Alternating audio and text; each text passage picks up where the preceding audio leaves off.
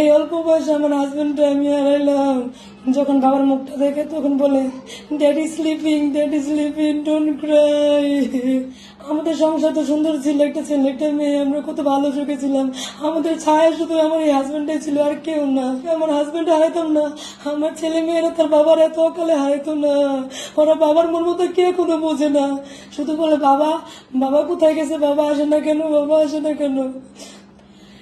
মানুষ কত দুর্ঘটনা ঘটে, টিভিতে ছেলে মেয়ে সামনেতে দেখে, তখন মনে মনে ভাবতাম যে এই দুর্ঘটনা ঘটে হয়তো বা মানুষের যে কাজগুলো আছে তারা সচেতন না। আমাদের সরকার যারা আছে, সরকার আছে এমনি সচেতন না দেখে হয়তো বা আমাদের দেশে এই ঘটনা ঘটে। যদি একটু সচেতন থাকতো তাহলে মনে হয় এই ঘটনা বাংলাদেশে ঘটতো না। কিন্তু কে জানে সেই ঘটনায় আমার ঘটবো।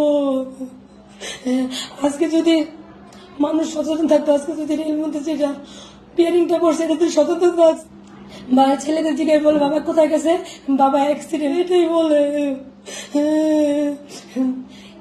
ওই যখন বাবার মুখটা দেখে তখন বলে, ড্যাডি স্লিপিং, ডোন্ট ক্রাই। এই কথাগুলা এতটুকু বাচ্চা এই বয়সে তারা বাবার হারাইছে, এটা সত্যি মানা একবারে দেয়।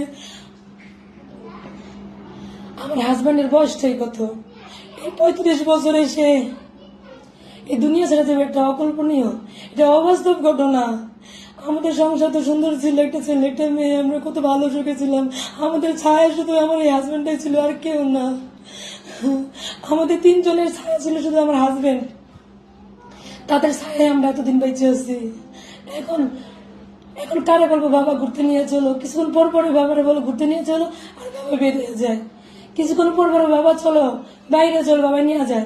এখন বলো কে নিয়ে যাবো, একটু পর পর কে নিয়ে যাইবো, আমার কলেজে।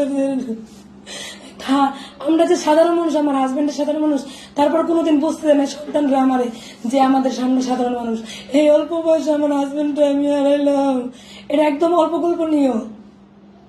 আজ যদি সচেতন থাকতো মানুষ তাহলে আমার হাজবেন্ড আমি হারাইতাম না। আর সরকারও যদি সচেতন ভাবে সবকিছু করতো তাহলে এটা হইতো না। আসলে কি আমি বাংলাদেশে বাস করি, ঠিক আছে, আমি বাংলাদেশটা ঘৃণা করি না, বাংলাদেশের মানুষ না। তারা যদি একটু সচেতন থাকে, আচ্ছা যে দুর্ঘটনা ঘটে যদি একটু সচেতন করে তারা সবকিছু ঠিক করতো, তাহলে আমাদের সচেতন, তাহলে আমাদের দেশটা এমন থাকতো না, আমাদের দেশটা উন্নত হইতো। শুধু একটাই দাবি আমার হাজবেন্ডের, এই তদন্তটা ঠিক মতো করে দেয়। আর আমার এই ছেলে মেয়ের ড্রাইভারকে নিবে, আমার এই ছেলে মেয়ে আর আমার সবকিছু ড্রাইভার, তাই সে তার বাবা ছিল, তার সে বটগাছের মতো ছায়া দিয়ে রাখতো। এখন কেউ নেই, আমাদের দেখার মতো এখন কেউ নাই। 2 দিন আগেও বলছিল মেয়ের একটু চোখে সমস্যা হয়েছে জন্ম থেকে, বলছিল যে আমার মেয়ের পাসপোর্ট করে আমার মায়ের বিদেশে নিয়ে চিকিৎসা করাবো। এটা বললেই উনি গেছে। কত বলছিল যে তুমি কোনো চিন্তা করো না, আমার মরে গেল আমার কোনো অসুবিধা নেই। আমার ছেলে মেয়ের আমি এখনো তার স্কুলে ভর্তি হয় নাই, তার ইচ্ছা ছিল বড় মাদ্রাসায় পড়বো, তার ইচ্ছা ছিল বসে যে আমার ইচ্ছা থেকে কোনোদিন অভাব হইব না, বিদেশে আমি এমন কাট করে দিব যে ছেলে মেয়ে একসাথে যাওয়া করতে পারে, তাদের লাইফ সেটের জন্য ভালো হয়। সবসময় শুধু এই কথাই বলতো যে ওদের কোনো অভাব হইব না, শুধু এই কথাই বলতো।